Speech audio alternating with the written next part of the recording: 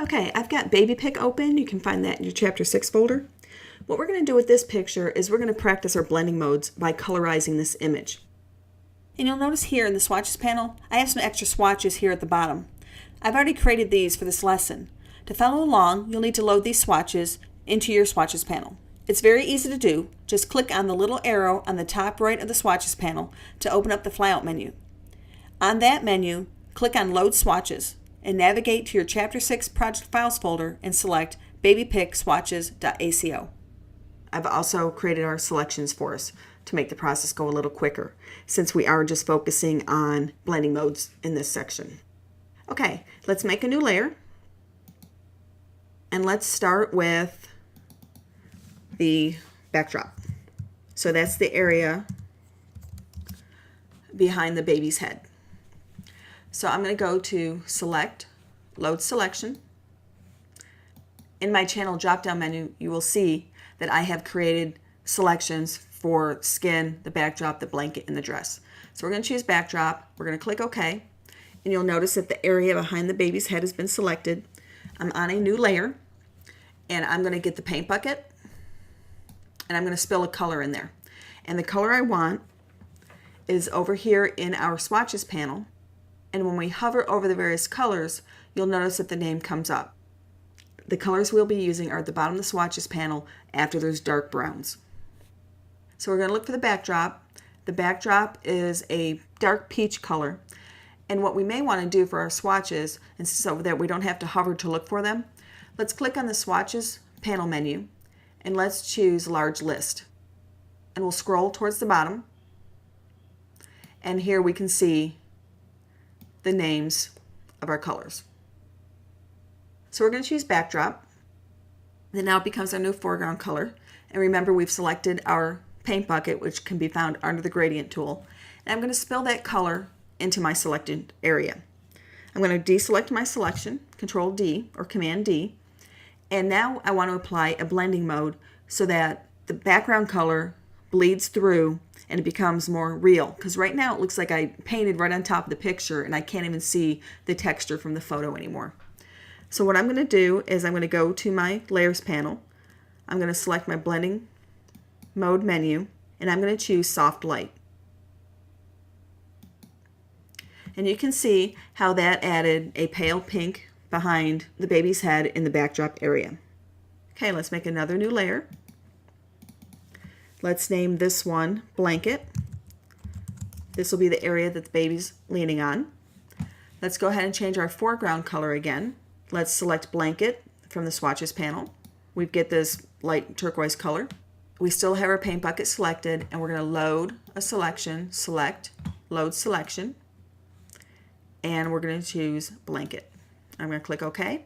I've got my new selection. I'm going to spill my paint bucket inside the selection. The whole area is colored that blue color. I'm going to deselect. And now again, I'm going to change my blending mode.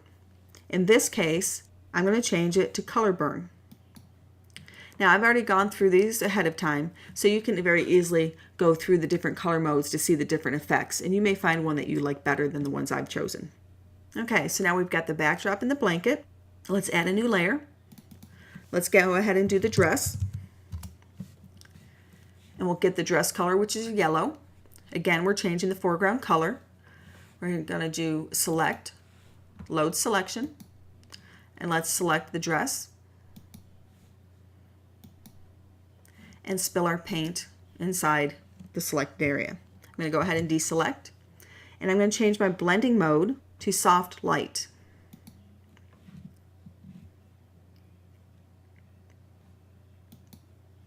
And you can see how the yellow has turned very pale. And again, this is working with the layers below it, but because my blanket is not in the same area as my dress or my background color in the backdrop area, the yellow is being combined with the original photo that I scanned in. It's not being combined with the other two colors because they're not actually laying on top of one another.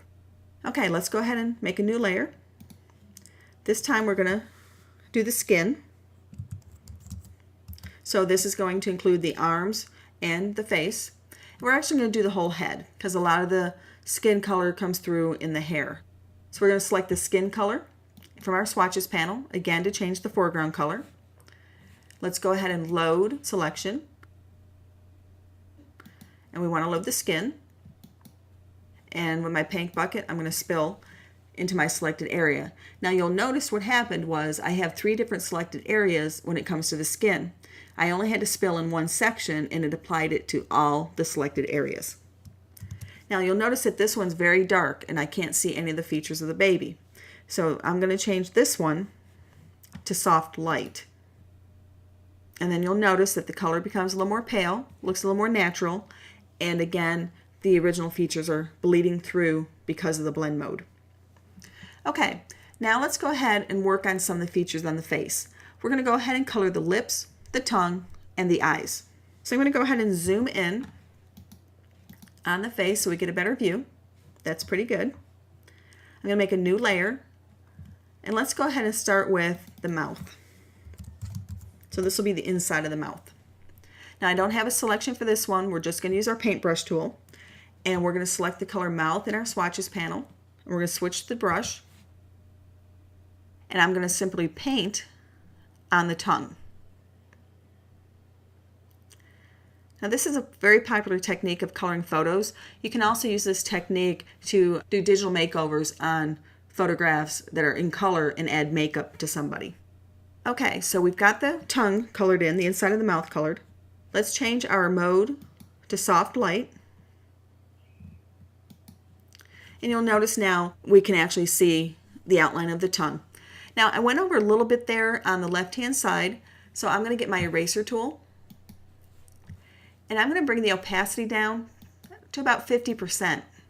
So when I'm erasing with my eraser tool, it doesn't erase everything the first time I erase with it. So I can come along my edges and I can clean up my edges with my eraser tool, and it won't take the entire color away. I would actually have to keep clicking and dragging over the same spot to remove the entire thing.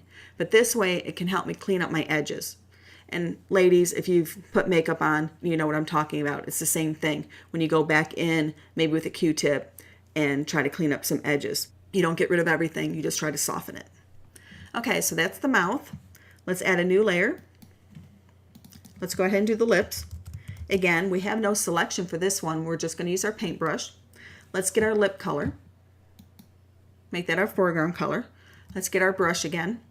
Now this one I may want to lower the size of my brush. Remember to change the size of the brush on the keyboard by clicking the left square bracket, makes it smaller, the right square bracket makes it larger. And now I'm just going to paint on the lip. Now I don't have to be very careful. Of course I want to be careful, but remember I can come back with that eraser that I've set to 50% to help clean up my edge. And my blending mode will also hide some of my imperfections. Now this one, it might be a little more difficult to decide how far down the lip goes.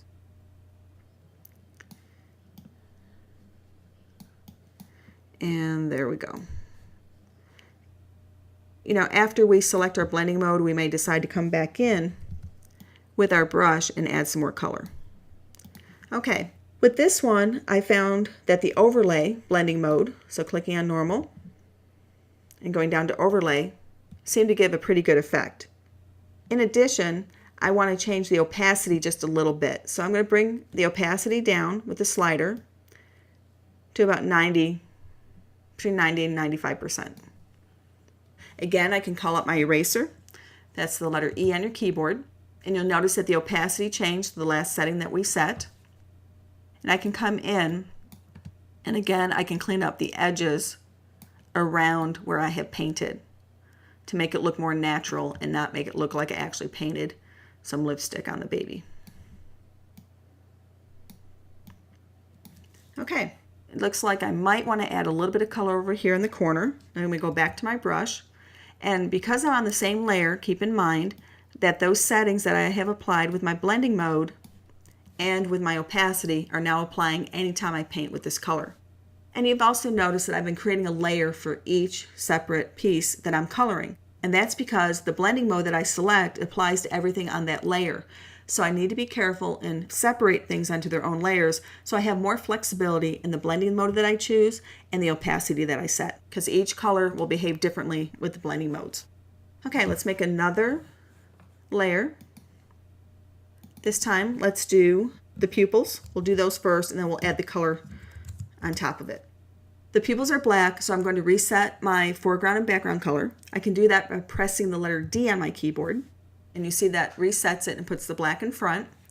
I'm going to bring my brush up to the area my pupil is in, and I'm going to resize the brush by clicking, again, the bracket on my keyboard and get it to be approximately the size of that pupil. I then want to change my blending mode to soft light, just to bring down that black just a little bit. There we go. Okay, let's add another layer. And now we will do eye color. And I'm going to choose the eye color swatch. That changes my foreground color again. And I'm doing this color because this is actually my baby picture and I know my eyes are brown. So I'm actually trying to use a real color and not make my eyes blue or green because I was actually born with brown eyes. So I'm going to resize this. Now remember, I can come back with my eraser. So I'm going to resize this to the size of the iris on my eye. There we go. And remember, we've got the black bleeding through now because it's right below our eye color. And of course, the original image. Let's change this to overlay. And I'm going to reduce the opacity to 60%. Now you can click in the percentage and type it in, or you can grab the slider and bring it down by clicking the slider. And now you'll see the brown eyes look a little bit more natural. And some of that extra that we actually had going outside the area of the eye into the lid has already disappeared when we changed to overlay. But to clean it up a little more, I'm going to get my eraser, letter E on my keyboard, and I'm going to go around the eyelid and get rid of the brown from the iris that I created. Okay, one last thing I think we should add to this is that little sparkle in the eye. Because the color of that brown that we put on top of the iris, the light color that was sparkling in the eye has kind of been made dingy and has been lost a little bit. So let's make one more layer. Let's name this one Sparkle.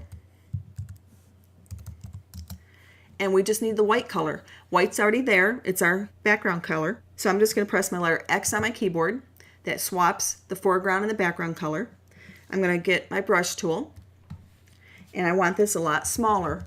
And I'm just going to draw a little line to create that little sparkle that we can slightly see. And then I'm going to reduce my opacity. I'm not going to change the blending mode. I'm going to keep that normal. And I'm just going to bring the opacity down to about 85%. And let me double click on the hand to fit this in the window. And there's our colorized baby. And this gave us the opportunity to work with blending modes and see how they can actually affect color.